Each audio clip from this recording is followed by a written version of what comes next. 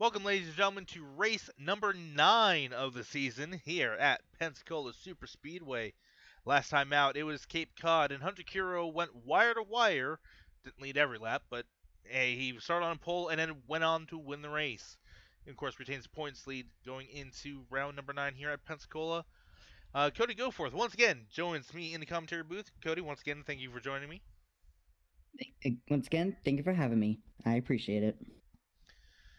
Now, of course, 3 Mile Super Speedway, nice wide track, very tall banking, and 40 hungry drivers looking to take victory in what can only be considered probably going to be one of the more crazier races this year.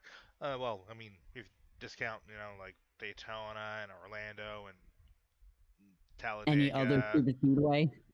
and especially Atlanta, considering that race earlier this season. As you can probably see in the little tiny window, there is going to be Ryan Vaughn on pole alongside Brett Kettingberg, who, mind you, won Atlanta earlier this season. Echo Evans Russ will start third alongside Ray Nikita, O'Quinn, Keene, Kiro, Goforth, Stojanovic, and Ian Wallace round out the top 10. Cody, what do you think we're going to see in this one? A lot of passing. I'm expecting some 3, 4, maybe even 5 wide. So this should be exciting to see. It's a super speedway. Look for the big one. Yeah, and of course, we didn't necessarily see a big one at Daytona. We certainly saw one where 2 cars flipped at Atlanta. So, we're going to redo that because my game decided to freeze at the last second and caused me to miss the start. So we're going to try this again. There we go. There we go. Side by side. Of course, unrealistically very far apart. It's almost like they're social distancing during COVID. I don't know why that made me laugh so hard. Because it's such a, yeah, that's totally true type jokes. Sad but true. Pace car makes a hard left-hand turn onto pit road. Here we go. Green flags in the racing here in Pensacola. Great start for the bottom lane. A little bit of a spread out, looking like we're already going 3 wide. The O2, really good job getting down to the inside lane immediately, just line third in line.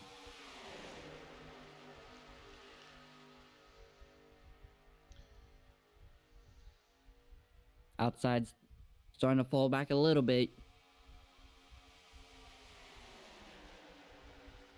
So you feel it's kind of not really pushing together, and we already have 3 wide. They're looking 4 wide back there a little bit.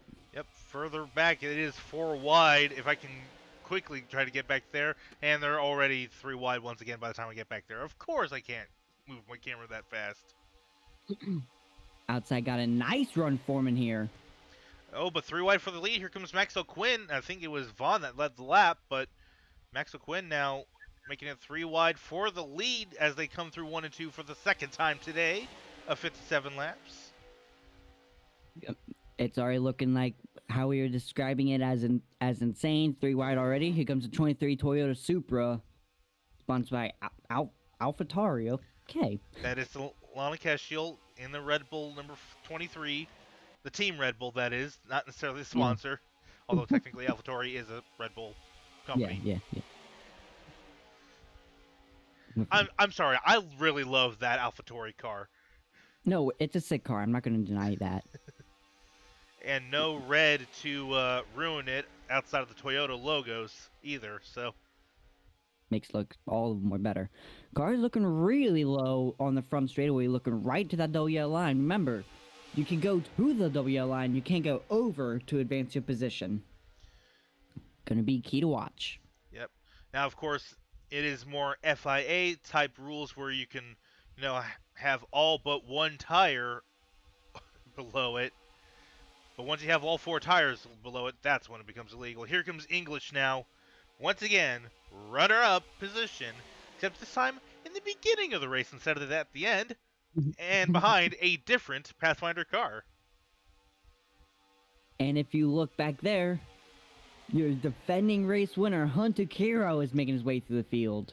Same paint scheme too, but here comes Robert Dobbs to the inside of English. 4 wide back here, I believe, for the top 10. Go for it, Savard. Krego's in there. As is the 59 of Dylan Maddox. Why was I blanking on his name? Of course, his only career win was at a super speedway. Granted, it was Armory Digital, which is coming up later in the season. As Robert Dobbs now, with a push from Travis Heflin, now going for the lead. Pathfinder car is battling for third off of turn 4. They are 4 wide. Looks like they were 5 wide for a second back in the pack. There's contact back there. There's a little bit of contact back there with the couple cars back there. Look like the 43 was make contact with that Motorcraft car. Yeah, the number 69 Douglas Racing Ford for driven by Logan Morris. Part-time entry this year. They are looking to try and get back into the Cup Series after a prolonged absence.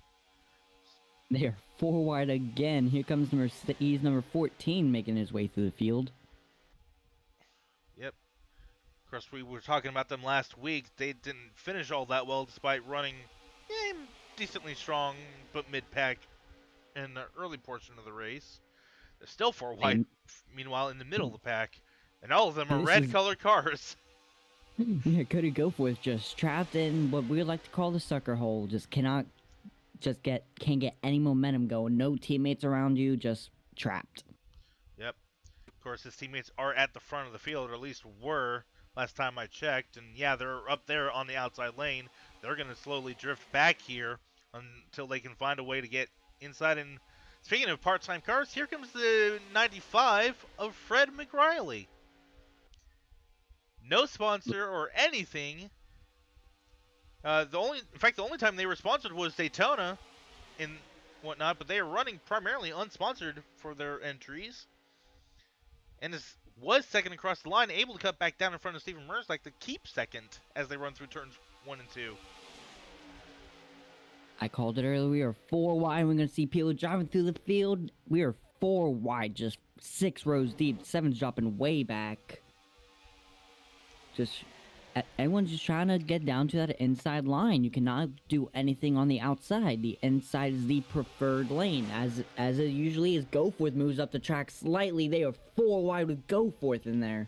Yeah, Goforth, English now, Alana Kiro, Hunter Kiro even, all just cannot get down to that bottom lane. They have too many cars already side by side with them and whatnot. As further up the field, it looks like they were battling for the lead. As we see 4 wide now, it is McRiley that was kicked up to the outside lane. He is going to slowly drift back with no help behind him.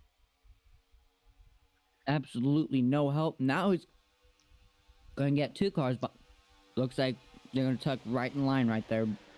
Yep, it was the 13 and 92. And they're still 4 wide. Oh, looks like there's some contact with Reinhardt right there. Reinhardt looked like they may have made a little bit of contact with the 80 car. Yep. A little bit early to be doing that, but we shall see. Meanwhile, now it's the 37 and the 12 looking like they're making contact as they enter turn 1. A lot of contact. I don't know how well that's going to work out. They got it figured out. Yep. Meanwhile, Theodore Cox, towards the back of the field, starting to lose touch with it a little bit, but up front, it has been all Robert Dobbs. As Craigo now makes a move to the inside, as Henson Jr. does not go with him. He stays to the outside. Here comes Thor Keane to the inside, however, to get caught in 62. Theodore King gonna push Craigo to the race lead. Craigo's gonna take it out into 3 and 4 and onto the front straightaway. But is he gonna lead at the line? Barely. A little too close for comfort there. But now here comes Ray Nikita. Craigo tried to block, couldn't. And Robert Dobbs running that high line. That's going to allow Nikita to maybe take the lead off of turn number 2 here. with Brett Kenningberg right behind her, and she immediately goes up to the high lane for whatever reason. I'm not sure why they moved up the racetrack immediately, because now we're going to be 4 wide for the race lead. Here comes Dylan for the lead. Cole Dillon, that is. He is going to be pushed to the front by Takita's teammate, Steffi Plaxco, and whatnot. He jumps up to try and block the run. Kenningberg got off the corner, but that's going to leave him vulnerable to lose the lead. He leads the lap. Now here comes Steffi Plaxco to the inside for the lead in turns 1. They are 4 wide for third. They are 4 wide. So many rows deep right now. It is getting intense. A little bit early to be making these types of moves right now. I'm not sure what they got planned. Hello, Lane Sanders. High lane. Mercedes trying to stick together. 4 wide back there, getting close with the 23 and the 22, nearly making contact. How long can they run before something big happens? The big one is, of course, something that you come to expect at the super speedways. Yeah, we didn't see it at Daytona. Yes, we saw a smaller variant of the big one at Atlanta. But it is something that is expected and feared at these big super speedway type races, especially with the cars running oh so close as they are. And if you look down the inside line, Cody Goforth has gotten behind his teammate. Yep. And they're right behind defending champion Cody Lamas in that 48. Those are a few really good cars for that 44 to follow right now. Yep. Especially in... Sorry? Go ahead. I was saying, especially in his first time on a super speedway in these types of cars. Llamas with a little shake and bake. Goforth moves up slightly. Llamas just shipped the 6 out of the way. Really nice job by Llamas right there as he's going for P2 right now. In a Kiro sandwich right now. He's going to push Alana to the lead while being pushed by Hunter himself. Down the back straightaway, Llama's trying to stay in the draft with the 7. He's actually now going to look to the outside. Not the move you want to make, especially with the types of lines that these tracks allow for. And now it's going to be the Kiro 1-2. Goforth made a little bit of contact with the 6 right there. Yep. And it's going to be Heflin trying to take third. So now the Kiro twins go to the outside to try and block any run that Cody might have had. That's going to leave Hunter vulnerable to Heflin, though, as he gets pushed by McGranger, which, reminder, McGranger won the Daytona 500, so he knows his way around a super speedway. McGranger knows how to get it done at these types of racetracks, and that sponsor UPS is synonymous with winning on these types of tracks. Yeah, and he's certainly looking to ship his car to victory lane today. I want to race a truck. And no, I will not apologize for that pun, just like McGranger's not going to apologize for taking the lead as they run through 3 and 4. Or 1 and 2, I forget which end of the track we're on. 3 and 4, okay. Yeah, this is 3 and 4. Oh! Car in the apron back there. Able to keep it going straight. I think that was Hayner in the KFC car. It was. Yeah, Hayner got way low. Something must have happened there. Let's see what happened. Did he just... Oh, we got... Oh! We have a wreck! I didn't even hear anything or see anything involving that. I didn't either. I'm assuming the caution is out, yeah. Oh! What? Oh, McRiley's in it. McRiley. Oh, heartbreaker for that team. The 98, the 04, the 99, the 82, the 29, and others all involved. Looks like the 3 is also in there. Oh, and Theodore Cox running at the tail end of the field already. Bad day goes to worse. He is probably going to be one of our many retirees in this race. All I saw was a 0 on the apron. I didn't even notice that there was a wreck back there. What was that? I didn't even know his caution was out until we had rewound. So we are going to find out what happened here for y'all. 4 wide towards the tail end of the pack here. I called the wreck what happened from a 4 wide. Yep. This was about a lap ago, I think. Yep. A little over a lap ago. The 95 following Crego in the 62. Down the front straight away. Oh, no, this is the back straight. This is Yeah. the back straight here. Just And it looks a like little bit of yeah, it looks oh! yeah, just context between the 95 and the 5. That is Henson Jr. in the 5 there. And unlike Crago in the 24 or the 8 and 22 ahead of them, these two We're just not have the momentum even. carry up the track. Plaxco and Armstrong just innocent bystanders into that. 95 just head on to that outside wall. Thank goodness for safer barriers.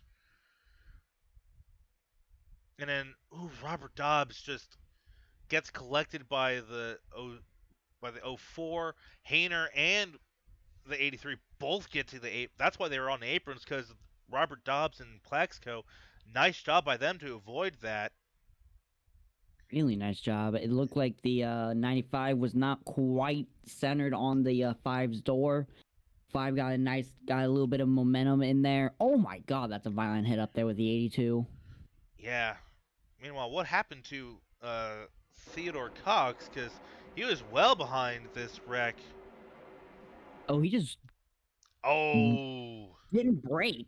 Look at the 95 in the air. Yeah, and goes He over. went over. Yeah, just momentum from the 15, just arc breaking it, and then Oh.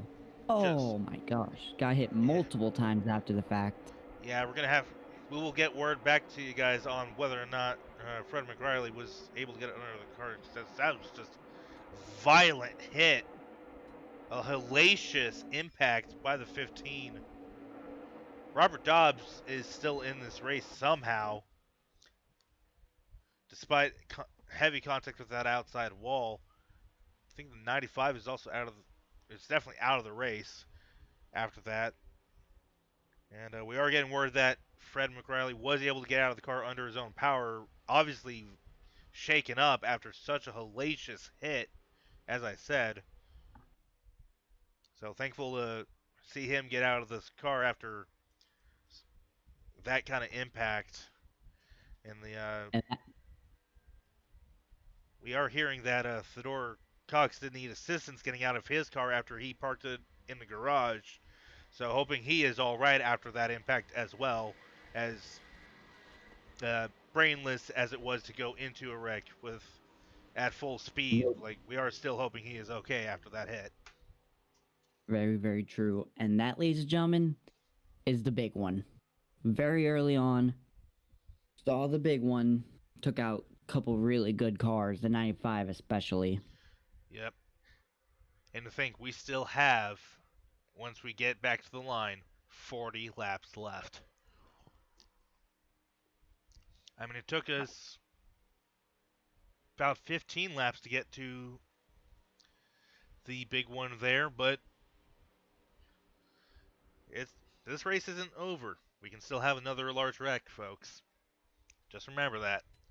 McGranger, Kiro, Evans, Ross, Heflin, and Blade Runner leading at the caution, as we are going to accelerate back to the end of this caution here. Lights on the pace car into turns 3 and 4. Here we go. We will have 39 laps to go at the line when they take the green flag.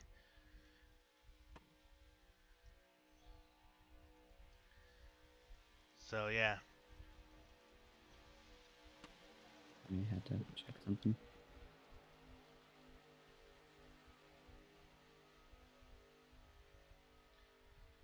The Toyota Camry pace car is going to dive off here.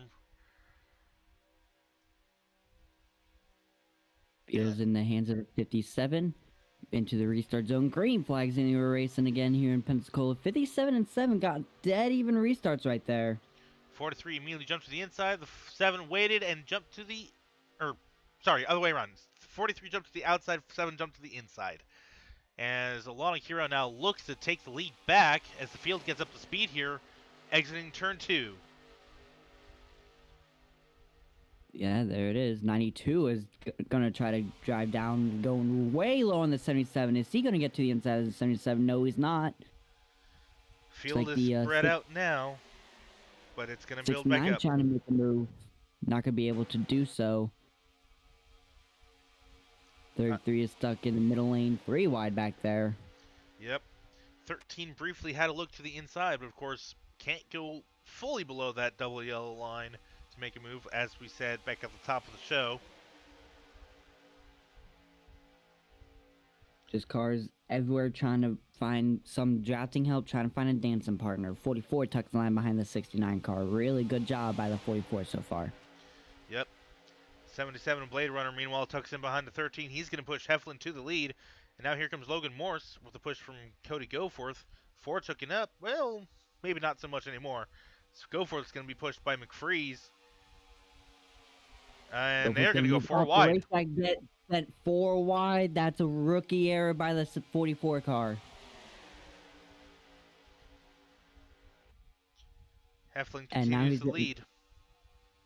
Heflin, really good job trying to do what he couldn't do last weekend in Cape Cod. Yeah, finished third. Been really consistent. And whatnot. Like I mentioned, that does win championships, to quote Barney Hall. Heflin, Blade Runner, Sparks, Keshiel now the top 4, as they are they were single file. As the field starts to spread out because the runs, 27 goes, 22, I apologize, goes lower than the 77. 77's going to block the 22's run. 80 is going to tuck in line. 23 is going to stick with the 13. Here comes Craigo right behind the 80. Sorry to interrupt. No, good. Craigo was right in front of that wreck that happened not long ago. Now Craigo's looking 3 wide to the bottom, but Craigo has no help. He's going to have to try to mount another run. 22 is going to tuck in line. 80 did not tuck in line. 80 did not get clear. They're 4 wide back there. Yep. Craigo Autosport briefly 3 wide with each other as they run through turns 1 and 2. Mikey Willard, of course, looking to try and retake that points lead from Hunter Kiro. Kiro's now led it for 2 weeks in a row after Pocono, and of course his win last week at Cape Cod. Now here comes William Sparks, still looking for his first career win, and his first career win not just in the Cup Series, but with Team Penske overall. Very big Team Penske fanboy when he was, a young lad trying to break into racing. Was able to race for the team he adored basically all his life, and now still trying to go for that first win, but it might be delayed here as Craigo now goes to the inside for the lead with a push from the 83 of Calvin Richards, who, mind you, does have a career win on another 3-mile superspeedway, Orlando International Speedway, which isn't too far from here, actually. Just a couple miles up the road is Orlando. I know on my way in here this weekend, I traveled to Disney, which is in Orlando, so that was fun. Of course, Disney used to have a speedway themselves, but that was recently removed in favor of, I believe, more parking? I think so, but if you actually go to where the old racetrack used to be, you can see the little Mickey Mouse lake that's been dried up, but that was in the infield of Walt Disney World Speedway. Yep. Meanwhile, cool. Ryan Vaughn has retaken the lead while we were reminiscing about Disney. Oh, another wreck! It is Willard hard into the outside wall. Oh, and he's going to collect the 04 and the 82. 04 had a hard hit into the outside, into the wall. So did the 24. I saw that happening at the back half of the field. And that's Craigo, Richards, Mers. Oh, Mers like hard into the outside wall head on. Oh, Goforth's involved. This is the big one. This is what happens at these types of racetracks. Just stacking up. What? We are gonna have to take an extended look at this. Holy cow! That was a couple interesting ones there. I said it, before we went back to green, right after the replays of the first wreck, folks. We weren't done wrecking.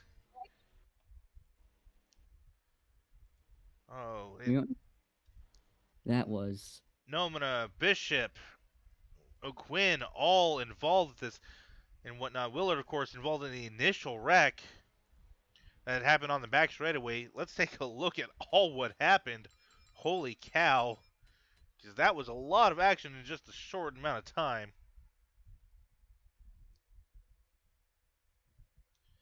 Alrighty, so. Oh, that happened like right back there with the it was 24. Let's see what happens here. So he's 4 wide. The 60 comes up the track slightly. Yep, and Yeah, same thing that happened in the last one. good save by the 60 car. 24 had another nasty shot right there. Yeah, and went almost fully driver's side into that outside wall and was sliding there and just comes down the track. Oh, and just grazed by the 04.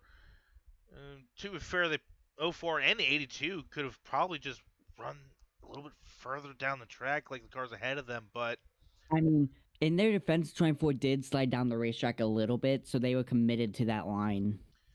yeah. And then watch his impact by the 04. Yeah, almost head on, just was able to get it to hit sideways just at the last second. So that definitely probably helped Plaxico there. But then there's another wreck up ahead of this. Yeah. And it all started right about in this little area of this hornet's nest here. So they cross the line. They've already taken the caution at this point. Merzak just comes up. No, he got turned by the 83. Oh, he did. I see that now, actually. I don't know why they were making contact. The caution was already out. They had already taken the yellow flag. And then just they get turned. Craigo gets it going back straight, and then Merzak, massive impact right there, and then go forth commits, and just gets tagged into the 83 there. But Merzak mainly the biggest loser there. And then some violent impacts right here. Yeah.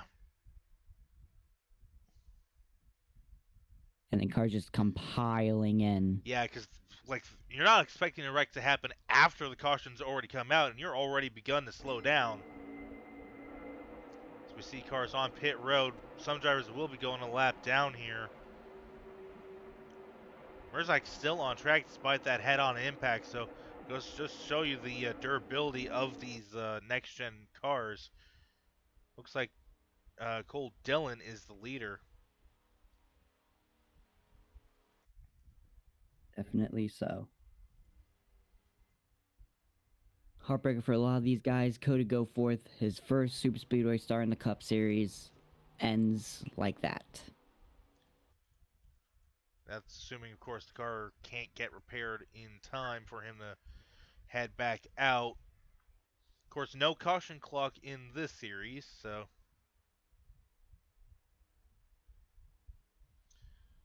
And Fred McRiley, of course, and Theodore Cox out of the race due to that initial wreck back on lap 15. Willard and Plaxico out this time around. Ryan Vaughn actually, I think, also made a pit stop because it's scoring him as behind everybody. Where is Ryan Vaughn?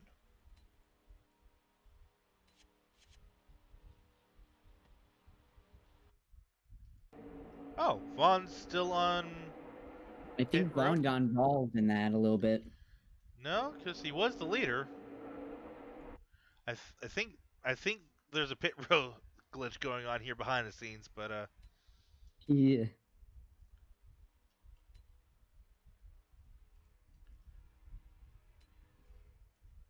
80 just now. Jensen Nomina just now getting to pit road. Oh, he was on pit road. It's just more his car finally got towed to his pit stall, and he is leaving, so he's gonna be going out on track again. Gonna go one. Is he gonna go one down? It's gonna be close. He's already 2 down.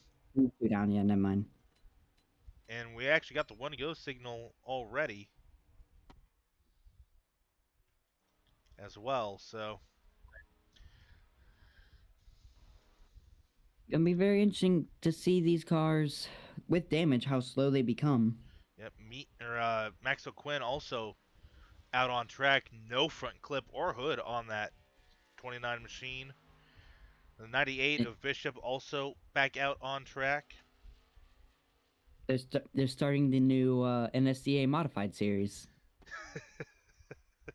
Apparently,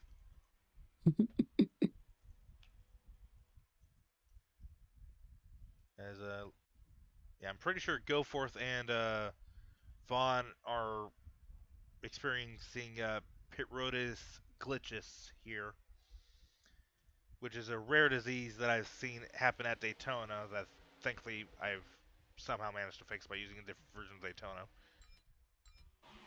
Anyways, gonna cheat and accelerate back to the green flag. Green flag back there, and cars are already starting to scatter because they're trying to get around these slower cars. That are way off the pace. Wow, Oh, Nomina just no man. so far off the pace. Wow, no man, that's just the stark difference. Nomina trying to get to the bottom, but it's like that's just as unsafe as him running in the middle here. No one just needs to go to the outside at this point. Yeah, and he does so and allow everybody else to get through. Evans Ross now the leader. Evans Ross played a really good strategy last weekend in Cape Cod, took the lead for a while, and then ended up losing it to the eventual winner, and then ended up hitting the wall, causing the only caution. Yep. And Dylan actually comes down pit road safely, mind you, as does the 4 of Merzlak, the 80 of Nomina. So I'm really curious as to why the 44 and the 2 are still on pit road. Like, are they getting repairs or are they just stuck there? Because at this The point, they would 44, have towed. the 44 didn't get involved all that much. Like he didn't hit that hard, so I really don't think it's damage. He might just be stuck. Yeah. As we have, the packs have started to split up a little bit now. Yeah, with a mixture of damage throughout the field due to not one, not two, but 3 wrecks, as we see the 60 and the 80 race each other off of pit road side by side. And Nomina does concede the position there, though I think that's more has to do with his pace relative to the 60s. So we see the O2 also well off pace. Merzlak, I think it was already off pit road. Merzak is already off pit road. The Echo Evans Ross starting to pull away a little bit, but you don't want to get too far in front because of the draft. Yep. Meanwhile, fellow rookie Rayan Sijanovic right behind her. Evans Ross looks like might have one of the. I mean, obviously it's not damage, so it may just be them battling is causing her to pull away. Yep. Of course, pulling away also helps when you know you have pretty much everybody and their mother battling side by side right behind you. As we see English take second now. And English to second. They are 3 wide for third. And they are 4 wide for third now. For a split second. Now English tucks in behind Echo Evans Ross. English, remember, runner up last weekend in Cape Cod, was on a mission in that end of the first stint. But they are going to catch. They're going to catch Merzlak, who is well off the pace. He's running the outside line smartly, but there are people up there. And Fedor Keen, one of those people, is going to get caught up behind Merzlak. Now, Merzlak, right in front of one of the cars he owns in the 7, who's not going to be able to take advantage of getting to the inside line. It's going to be Montoya that takes advantage. Very, very true. Evans Ross still out in front. Llama's going to try to look underneath the 6, but not going to be able to get there. Top 4 have started to single file. Now they're going to start working together, trying to draft away from the rest of the field. Chevy Dodge, Ford, Chevy, Mercedes, the top four. Chevy trying to put themselves into P2 now. Not gonna be able to get the run there as Steele comes down the block. Yep. Big run by the 3 car. That was a massive run. Now the entire field's starting to get back to each other. At least the field that doesn't have damage, or at the very least, doesn't have very much damage. The ones that are left. The ones that can still race at full speed. There you go. Hancock now, unfortunately, is going to get frame trained. He literally has no help for like a good 6 car lengths. Make that 10 car lengths. You can just see the speed difference in when you're drafting compared to when you're running by yourself. Yep. Logan Morse now looks like he's coming off of pit road. Meanwhile, Evans Ross is going to get bumped to the outside. Not literally, thankfully. But English is now side by side battling for the lead. Being pushed by Cody Lamas down the back straightaway with Jackson McFreeze right behind them. Now it's going to be Sador Keene behind the 48 as they run through 3 and 4. Sador Keene looking really strong right now on this type of racetrack. But then again, anyone can win. Look at Jacob Crego back up there. Of course, Crego was involved in an earlier incident. In fact, I think it was involved in just about every incident so far of this race. Thankfully, has not received much damage throughout any of these.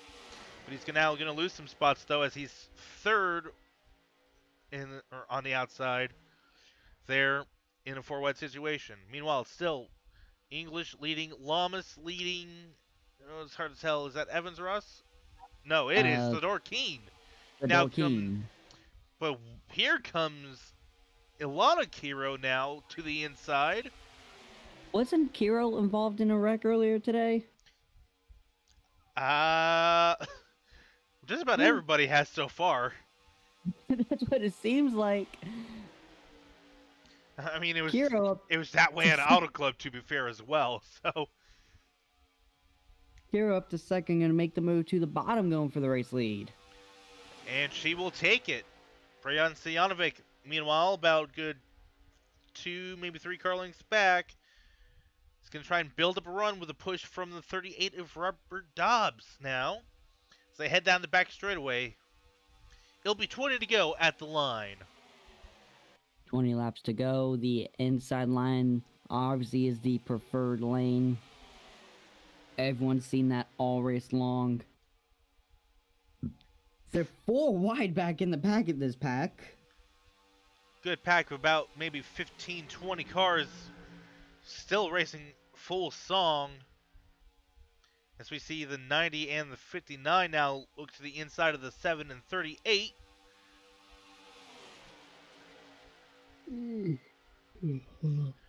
Brejan Stojanovic now, the Serbian driver, leading the field at Pensacola. And now here comes Lane Sanders. Lane Sanders in the 59 going for the race lead. But, oh boy, here comes Erica Reinhardt to the bottom. That's not Lane Sanders. That's Dylan Maddox. You said Lane earlier. As a joke, as you mentioned the word plans. Oh. No, I genuinely did. I don't know that. I don't know. Anyways, Reinhardt to the race lead, gonna block down low. Reinhardt's and Super Speedways. Name a more iconic duo. Very, very true. Reinhardt to the race lead. The crowd starting to freak out a little bit as they see Reinhardt to the race lead. And of course, that's going to be short-lived as here comes Montoya.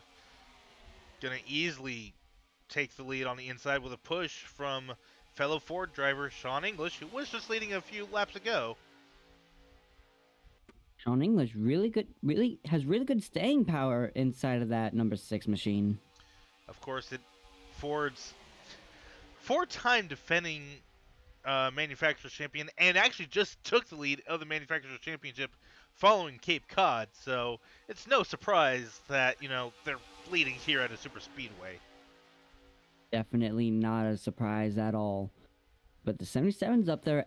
Evans Echo Ross made her way back down to the bottom of the racetrack there, And he's trying to looking make to another run at it.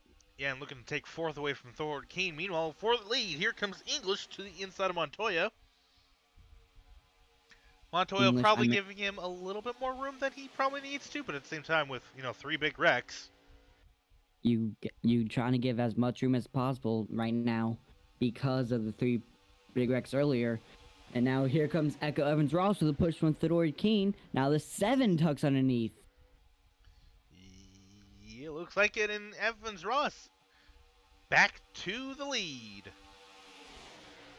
Evans Ross, that 43 out in front. That is a very Go ahead. That is a very common thing to see back a long time ago. So gonna be very interesting to see if that 43 can get back to victory lane. You and I had the same idea there because I was going to mention there is so much history behind that number. I mean, you had Homer Parsley drive it to 200 wins in the Cup Series alone since 1976 when the series began. Then, of course, you've had other drivers in that number.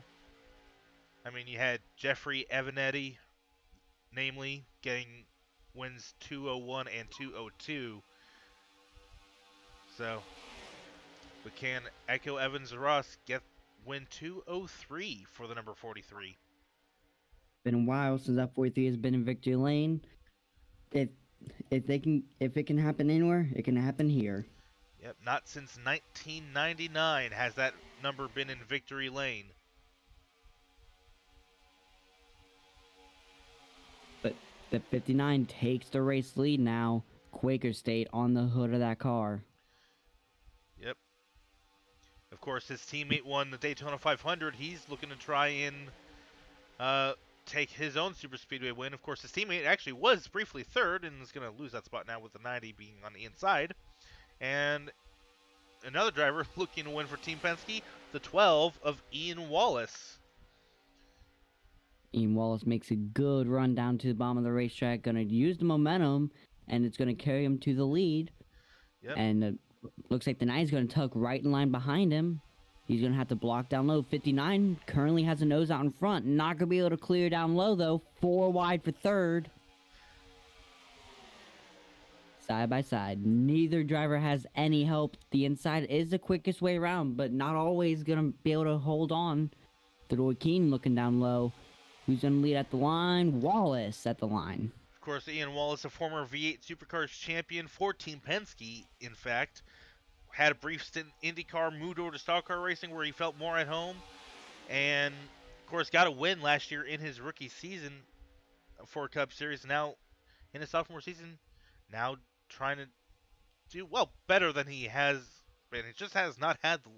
Team Penske as a whole, actually, now that I'm on it, has just not had the luck they've been looking for this season. So a win would be nice for that team.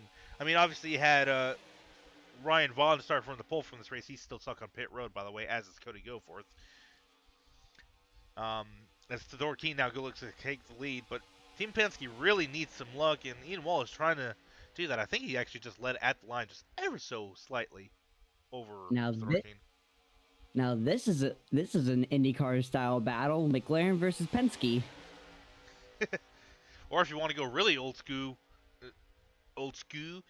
yeah, we're totally from the hood now. Sorry, old school Formula One, because of course Team Penske was in Formula One ever so briefly as well. Very true, very true. But okay, Eric Hartman. You. Anyways, the door came to the race. The 43 just cut down in line, and we have some lap traffic coming up. And with basically this entire pack taking up basically the entire width of the racetrack, yeah, there's going to not really be a safe place to go for these lapped cars. Of course, they've already gone around Jensen Omina once, so they're going to have to do it once again. Yeah, but that was also on a restart when everybody was together, so it shouldn't be as chaotic. As a 3 wide already. Yep. In fact, Krago's going to go for the lead here. Maybe a bit of strategy Four for wide. maybe a bit of strategy for Noma to hold up the pack so way his team owner can get the lead. Team Maybe so. orders. Oh, they are 5 wide. Ever so Oh, briefly. I told you it could be 5 wide at some point today. Yeah, I wasn't doubting you. Echo Evans Fiddle- Russ now going back for the lead on Krago, so that lead was ever so brief for the 62. Meanwhile, Cody That's Lamas is driven back up to the front. that split this pack up even more than it already was. Now we have like 6 cars under a blanket right now, and the rest of them just trying to get around the rest of these lappers. Yeah, Takeda and Nomina still amongst the pack. The 29's been able to break free. Or, Modified. yeah. Man, Krago has just gone backwards. He is already outside the top 5, potentially going to lose out on the top 10 spot here in just a single lap. But that's just how quickly things can change here. You can go from the front to the back and back to the front within 2 corners. Just depends on what lane gets to run and where you're at when that run happens. Of course, noting going from the back to the front, just ask anybody from the 2012 Fall Talladega race. In real life, that is. very, very true. No, very, very true. Now, granted, we don't have the number of cars in this pack for that to happen, at least on But that hey, scale. But it can still very much so happen. yeah, Evans Ross now with a clear-cut lead. They were single file ever so briefly, as now it's going to be McFreeze versus Wallace side by side now for second. Here comes Theodore Keene, about 5-6 car lengths back from the 12, though that's going to close really quickly thanks to the draft. Draft is a massive thing here, which is why NSCA wanted to run these cars on this type of racetrack. This is what they wanted to fix. This is what they wanted to see. Yeah, especially with the lacking of really people going for the lead that we saw last year, especially in the Daytona 500, where it was easily a Ford-dominated event. They wanted more parity amongst the manufacturers. They wanted more parity amongst the field to try and have more action for really bring back the anybody-can-win aspect of the super speedways that was really lacking over the past few years. And I think they've succeeded so far from what we've seen over the past, 3 races, really, for the super speedways. Very true. You like right now, anyone in this I'd say top 15 can win right now. Anyone in this front pack. And we see Theodore Keene going for the race lead into turns 3 and 4, going to make it look easy with the help from the 59 car. Yep, Mercedes train on the inside, McLaren leading Queen City Racing. However, now teammates making it 3 wide is now Mercedes 3 wide for the lead going into turn 1. But here comes Sean English. Looked to the inside of the 57, but McGranger was able to block it. McGranger, like I said earlier, though, won the Daytona 500. He's trying to make it 2 drivers in a row to get a second race win this season.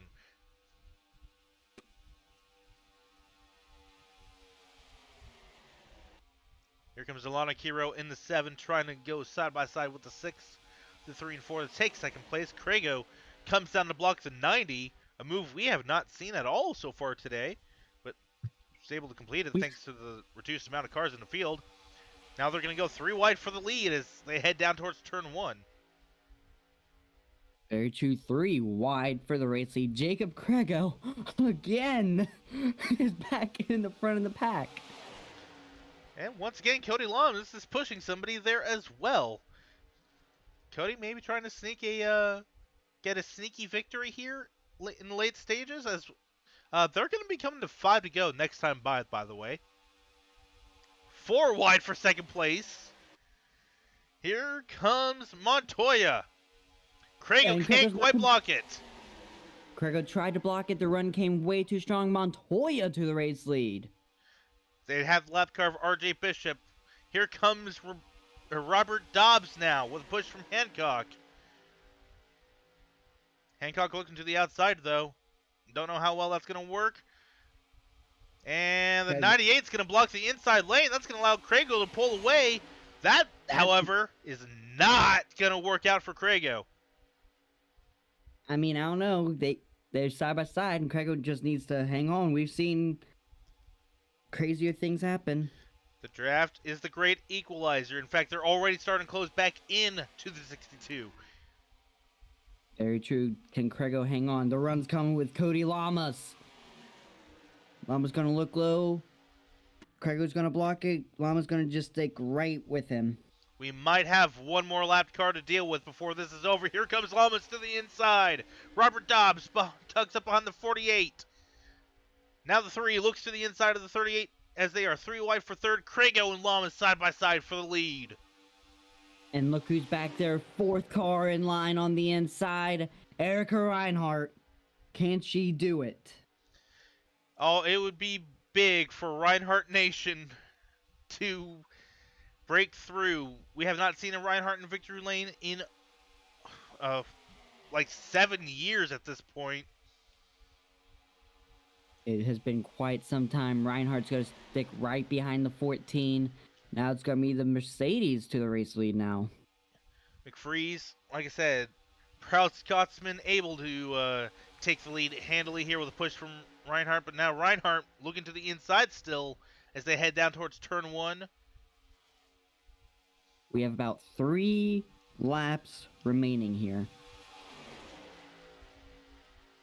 Yes, 3 laps remaining. Good call. I was waiting to see if it would update the lap counter. I'm trying to do the math. Reinhardt still stuck down on the inside. Not much help. Llama's nearly cleared her down the back straightaway, but Reinhardt's going to tuck in line. Coming to 2 laps to go. Yep. And it is rookie in the inside lane there. Of course, one driver's a part-time driver, so it really shouldn't count, but Reinhardt moves up the racetrack. That might cost her with 2 laps to go here. We have a lap up ahead. I don't know if we're going to get to them. 4 wide for second. McFreeze is smiling ear to ear, probably seeing that 4 wide. Here comes Team Penske going for it. But the Penske car is in a Mercedes sandwich. Here comes the 12 to the inside. Down the back straightaway, the 12 to the race lead. Ian Wallace with a push from Robert Dobbs. He looks to the outside. Does Brett Kenningberg block the outside? No, he doesn't. He stays on the inside just like RJ Bishop. And now he moves up as they come down the front straightaway. Ian Wallace is running away. White flag in the air. One more time around, but the draft is going to be key. Do they have time to catch up to him? Do they have the time to not only catch up, but get around him? They're going to be battling.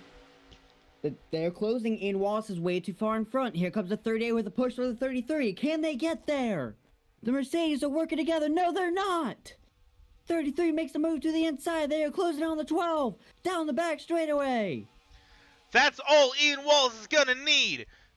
Through 3 and 4 for the final time. Maybe not. No, the run not able to be blocked. Here comes the Norkane with a push from Tyler Blade Runner. It's going to be Blade Runner at the Norkane. To the bottom of the track, Blade Runner. Not going to get there. The Norkane wins in Pensacola. Second career win in 3 starts? No, 4 starts. For that 33. Wow. Oh, and hey, look, second pack of cars that we were totally ignoring. My goodness, what a finish. That was awesome.